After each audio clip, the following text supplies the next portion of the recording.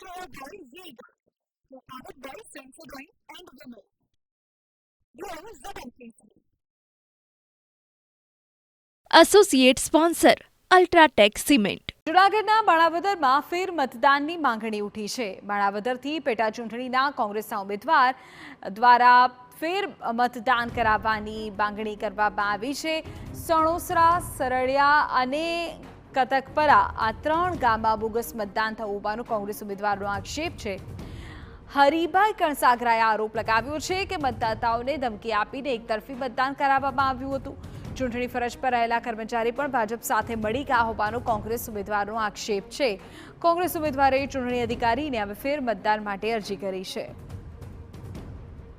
આજે 86-87% મતદાન થયું છે, ત્યાં બોગસ થયું છે. એવી જ રીતે સરાડિયામાં 86-87% મતદાન થયું છે, ત્યાં પણ ગુંડાઓ રાખી અને બહારના માણસો રાખીને બોગસ મતદાન કરાવેલું છે.